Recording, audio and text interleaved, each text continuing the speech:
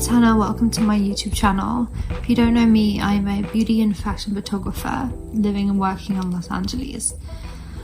Today I'm going to talk about how to get noticed by clients, how to get noticed by agencies, and how to get noticed by people in the fashion industry in general. I'd say step one is to get a really strong portfolio. Now, it takes a while to build up your portfolio, and everyone's portfolio is always changing. Like mine, for example, still I keep making sure I'm doing new shoots for it, updating it, removing some of the older stuff, some of the out of style stuff. So yeah, the first thing is just make sure you've got a good range of models in there, and that you're really happy with the photos. Don't put a image in your portfolio on your Instagram that you're not 100% happy with. Make sure that if your dream client saw your Instagram, it really is the best of the best for them to be looking at any time. If you're posting a photo that you love, make sure you don't go more than like 10% below that. We're never going to make it so that every photo is better than the last. We're always going to have our favorites, but make sure that nothing is sort of 10% below that in terms of how much you like it. And try and keep your Instagram as your portfolio pretty much. Make sure there's not really any selfies on there. If you have a personal Instagram, maybe you want to make a different one that's just for your photography. Make sure there's no photos of you like drunk or looking unprofessional. Keep it appealing to somebody who wants to hire you and thinks like, oh, this person has a great portfolio and they seem like a nice normal person. So yeah, and just make sure your Instagram is always on point. Make sure your website is always on point. And sometimes you might be asked to knock up a quick portfolio to send over for a specific brand. And if you're pitching for like a lipstick brand, for example, you're going to want to make sure you're only really including photos in that portfolio that are relevant to the brand. Makeup shots or shots with similar lighting to what they're probably going to go for and stuff like that. And to build up this portfolio, you can start off with, shooting with friends, try and message some models on Instagram and get some shoots happening there. And the more you practice, the better you get. And you're not going to be amazing overnight, but if you keep trying different lighting techniques and make sure as well in the photos that the photo isn't necessarily, obviously the photo itself is important, but what's in the photo is important. Is the makeup good? Is the hair good?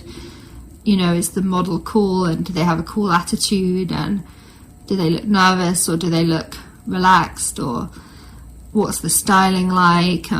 Because when I was first starting out, obviously I was starting out, so I was new, and the makeup and the hair and the stylists that I was working at were also new, so which basically meant most of us weren't very good. And the makeup especially and the styling was often very crazy, and I ended up, if you go back in my Instagram, you'll see most of the images that I did at the beginning of my career were all in black and white, because I was working with student makeup artists and people that had just started out, so I didn't want to offend them by telling them I didn't like it, but I just ended up making everything black and white. So yeah, just build it up as much as you can, and reach out to model agencies and see if they're down for you to shoot with any of their models. Make sure the portfolio you send over to them is very stripped back and cool, and white t-shirt and jeans, but with an elevated sort of photography style. Make sure that the stuff you're shooting is very on trend. The hair and makeup is on trend. All these things model agencies really notice, so just make sure you've got that creative eye there. If the model agency sees your portfolio and there's crazy makeup and the styling is so bright and patterned, and everything is bright and colourful but not necessarily executed to a high level, then that's actually going to bring your work down, rather than, you know, the photos taken well, you know, the aperture's right and the focus is very sharp, but it's because what's in the photo, there's a taste level there that the model agencies normally look for. And if they can tell you've got cool taste and that you're going to style the models well and you're going to make sure the hair and makeup is done to a good level, they're more likely to let you hire their girls. So yeah, and then when you do, or if you do shoots for model agencies, make sure you get some feedback from them. You know, and there's quite a few agencies, you know, depending on where you are, you know, in major cities, there's generally between, you know, 4 to 25 model agencies. So if you kind of mess up with one agency, you can always go to the next one. But ask for feedback. You know, if they reply and they're like, oh, we love it, amazing, then you know. Or if they reply and they're like, or if they just don't really give you too much feedback, just ask them like, hey, like, thank you for letting me do the shoot. I really need as much feedback as possible. Please just be honest, good or bad. And, you know, a lot of the time they will say, oh, we love this, but we think this isn't as strong, and we liked this bit, but we didn't like this bit. You know, and you can really grow from that feedback, because the model agents deal with a lot of test shoots, and being in fashion, they normally have a really good eye for, you know, what's in fashion at the time and what photography styles work and stuff like that. So yeah, and sometimes as well, before you shoot the models for the agencies, they will ask you for a mood board. So bear that in mind. And if they like the mood board and they've seen your website and they like your work, they're likely to let you shoot. So let's say you've done a few model shoots by now. I'd say keep building up your portfolio, you know, from people via Instagram, you know, models, or what I like to do sometimes is reach out to musicians on Spotify. You know, I'll go through sort of, when I was living in London, go through like a London up and coming R&B playlist, and then look at some of the artists on the playlist, and then search their names on Instagram. And if any of them had like less than 100k followers, I'd just DM them and be like, hey, let me know if you'd want to shoot. And most of the time they were like, yeah. And yeah, and then so that's a really good way of trying to get, you know, into the music industry, for example. And then make sure you're working with a variety of makeup and hair artists. I went to London College of Fashion, so I was on the there was a Facebook group, I think, for us that were there, and it was for makeup artists that attended there. So I used to go on that group and find makeup artists. But there's also, you know, a New York makeup artist group. There's a, you know, every city has, you know, groups like that. So you can go on there and find makeup and hair people. And if you can't find any of those, then ask some of the models or ask some of the model agents and, you know, stuff like that, and really try and find a good group of people to work with. And the more makeup and hair people and stylists and models you work with, the bigger your network will grow, the more people will see your work, and, you know, it's just sort of onwards and upwards from there. And, you know, it's the same with nail techs or, you know, music managers and stuff like that. You know, if you shoot one artist who's with a record label and the record label sees it, then the record label might be like, oh, let me get them to shoot some more of our artists. Then I would say, you know, keep posting on Instagram, keep interacting with people on Instagram, follow brands, like their pictures, message them, and then just keep testing, keep creating, decide what content you want to shoot for the next few months, do a mood board or two, and figure out how you're going to shoot, because you don't want to fall into the trap of just shooting other people's things. you don't want to shoot just your other friends' ideas. You want to shoot your ideas. You want to make mood boards. For example, at the beginning of every year, I make a massive, like 70-page file on Keynote, and I do mood boards on every single page of the different vibes that I want to shoot, different hair and makeup looks I want to shoot, different lighting I want to do, and just make a massive index of everything I want to shoot for the year. And then whenever I have a few free days, I end up just referring to that PDF, and I go through it and I think, oh, okay, cool, I'm gonna shoot this. And then I start casting for it, and I find makeup and hair for it, and make sure that everyone's on board with my vision, and then I do the shoot. And that's a good way to keep your content on Instagram your vibe. Back in the day, everyone only just did editorial. They were like, oh, I'm either doing editorial or I'm doing commercial. Whereas now I think there's so much more room just to play and to experiment, and you don't have to do something for a magazine. You don't need a magazine to like your work. You can just do a shoot for Instagram and just, you know, do it for you, do it for Instagram, put it on your website. You don't need to wait 6 months for the editorial to be out. You don't need to appease, you know, the 10 other people on set. You can just do it for Instagram.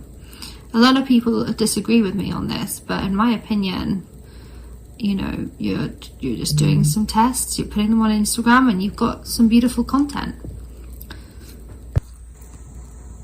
So something else that I used to do, and I still do to this day, to try and get noticed by brands and really get in there with certain brands, is do test shoots in the style of brands. So for example, let's say there's a makeup brand that you really want to shoot for, like it's your dream to shoot for this makeup brand. Do some mood boards that are similar to the brand. Do you know, hire models that look like the sort of models that brand would hire for like a free test and stuff like that. Get makeup that, you know, could do well. Get styling, or style it yourself. I've styled a lot of things myself over the years, just doing buy and return and stuff like that from shops, or borrowing clothes off friends. Is yeah, so just set up a shoot that's similar to the campaigns of the brand that you want to shoot, and then just post those on Instagram. And if the makeup artist is using the brand, you know, maybe tag the makeup brand in some of the shots. And you know, maybe let's say there's 3 or 4 brands you really love and you want to shoot for, maybe just do a range of this, but try and make sure everything ties together. Like, you know, do you want to go in a more studio light, dark vibe? Do you want to go in a more daylight, dreamy vibe? There are certain aesthetics, and your Instagram can kind of work to either or. Now, in some cases, you can kind of do both. There are some photographers out there that somehow pull off doing the most random, worlds apart type shoots, having one really dark studio shoot, one desert shoot, one, you know, water shoot, and they somehow pull off on their Instagram. Everything still ties together, and you see the work and you still can tell it's them. But it's quite rare. Like, personally, I don't think I can get away with it to a certain degree. I still obviously do a range of lighting and have a range of stuff in my work, but I try and stick within a certain range. So yeah, keep doing this, keep developing your skills, keep looking for new ways to do things, learn more about light. That's, I'd say, one of the most important things. Learn how to shoot in natural light, learn how to shoot in studio light. Practice. Assist people if you know anyone that you can assist. You learn a lot by assisting, but I would say that you kind of have to assist a variety of people to be able to really get a good overview, because some photographers do things one way, some do it another way, and you kind of just need to get the best bits of everyone and then sort of figure out what you're doing. I've never assisted any photographers, but I did assist stylists back a few years ago, because I used to sort of want to do styling as well. So I ended up assisting stylists. And I worked for some magazines and some model agencies. So I guess my side of the introduction to the industry was working in those offices and for those stylists. Whereas for people that don't have that option, then I feel like assisting a photographer is great. If anything, it's probably even better than assisting stylists, because then at least you're assisting a photographer, which makes much more sense. But yeah, and just keep playing around. Even if you're taking photos of your friends on the weekends, your significant other, your parents, your family, it can be a great way to just keep learning. And once your portfolio is balanced and you have a clear direction of how you want to take your career, for example, swim campaigns or beauty campaigns, or like I said, it could be both, just make sure that you're passionate about what you're doing. Make sure you're not doing anything because it gets more Instagram likes. Make sure that the work you're producing, your soul is happy with and your soul loves.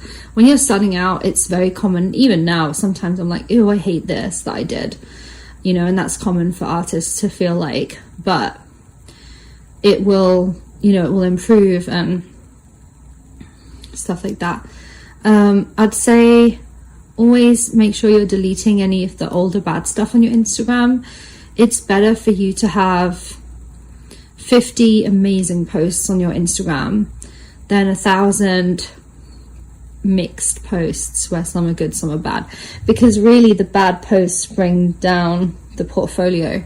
When I look at other photographers or makeup artist portfolios, I'm not looking at like, oh wow, that's amazing, so they can do this. I'm looking at like, oh, that's not so good, I'm worried if I hire them they might do something like this.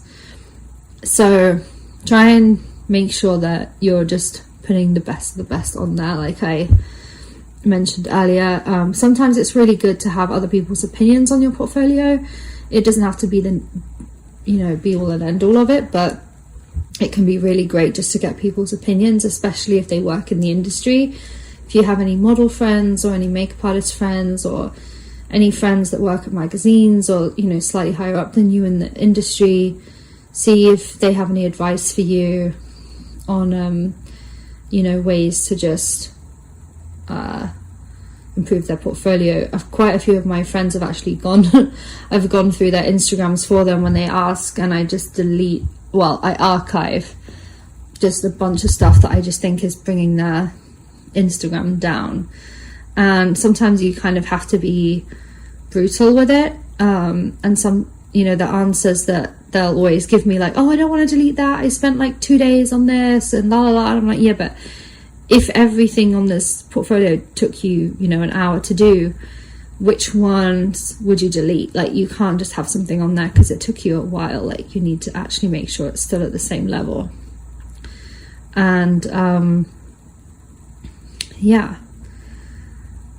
it can be very frustrating when you start to reach out to brands and nobody is biting. But just wait, because sorry, my speaker just turned off. Over time, your work will improve to a level where it just gets better and better and better. Just make sure as well the subjects and the models you're shooting and the makeup, the hair and everything is at the same level as what the actual campaigns are that you're trying to shoot. Like, try and really aim for the highest of the high, and just keep going. And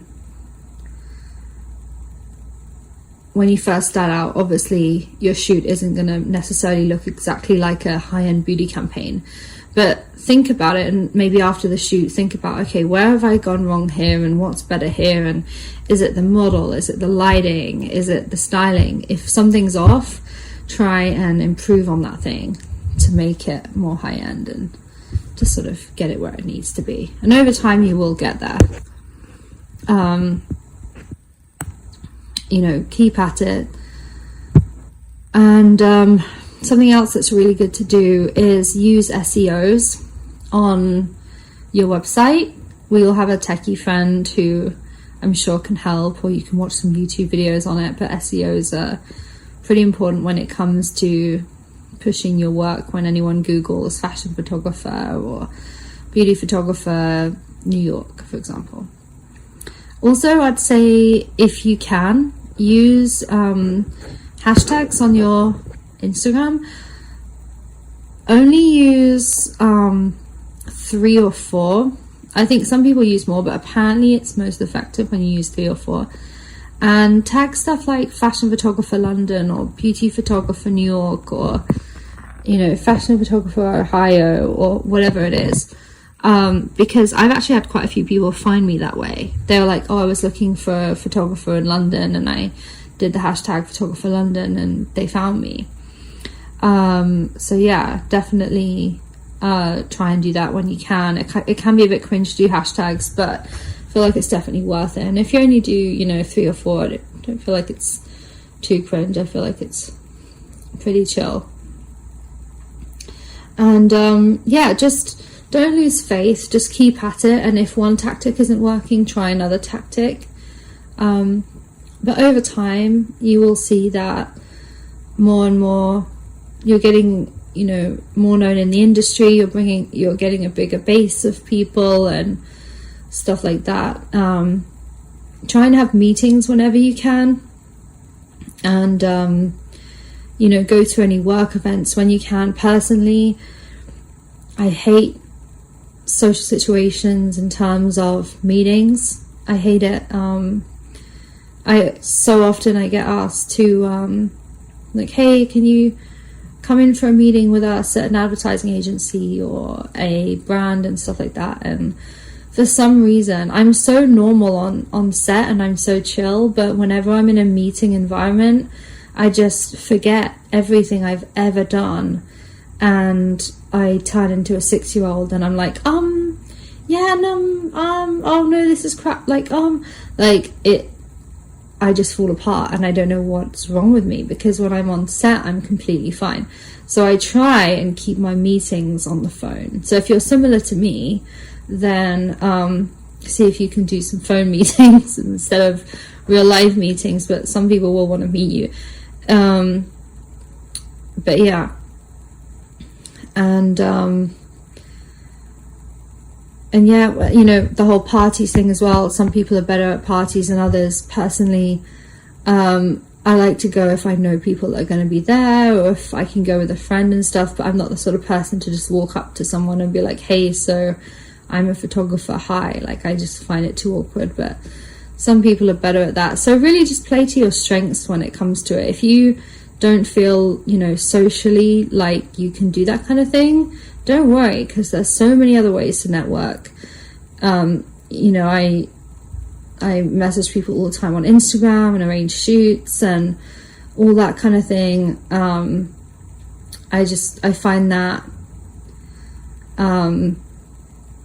much more useful, and then actually time proficient, because meetings take up a lot of time. You've got to get ready, you've got to trek halfway across town, you've got to talk to someone that you don't know for an hour, which can be very awkward, and then you've got to come home, and it takes a lot out of your day time wise. It isn't very efficient, so sometimes it's better to do it other ways. And I'm trying to think actually about the amount of times where I've had meetings and then got a job. And I think it's literally been one time, maybe 2 times. Most of the time, if I have a meeting with someone, they pretty much already know that they want to work with me. Clearly I'm so awkward in meetings. I've just ruined all of those opportunities, or they never wanted to work with me anyway, and the meeting was just for whatever, I don't know. But once a client works with me, I pretty much work with every client, for the foreseeable future. unless they have any internal changes or anything like that. I haven't really been in a situation where there's been, at least recently, once I've actually been at a level where, I'm not starting out anymore. Everyone's been very happy with it. So yeah, I think as well now, luckily I'm at a level where people will just directly book me because they've seen the people I've worked for and they've seen the repeat clients that I have, and they can sort of tell from that I'm a normal human, and that I work hard and I produce the work that they're after and stuff like that. So I think it's only really when you're in that start to middle phase where everyone just wants to meet you, and I don't know why, but the amount of just completely time-wasting meetings I've been in, it's just crazy. I really don't understand why. And I just hate it. I just much prefer when someone books me directly. It just goes so much better, because I think in meetings you often have to hype yourself up a lot, and you have to be like, yeah, I did this and I've done this and I've done this, and I'm just not that sort of person. I'm very chill and I'm confident, but on the inside I'm not confident on the outside, and I find that if I ever try and fake a confidence, I just seem rude, and that's just not me. So I'd rather a lot of people fake it, or they say you should fake it till you make it and all these things, but personally I just prefer to be true to myself, and I am who I am, and some people will like that and some people won't, and the people that like that will just hire me again and again. I think most of my clients know that I work really, really hard, and I'm always down to help out in the creative process however I can. I just get on with it. It's really hard to break into the industry, and it really is 5 people, and then they talk to certain people, and then your network just grows and grows and grows like a tree. That's, I guess, how I would describe it. But anyway, I've rambled on for enough time now. Yeah, let me know if there's any other information you need from me. Please ask any questions below. Please like and subscribe if you like this video, and I'll catch you on the next one. Bye.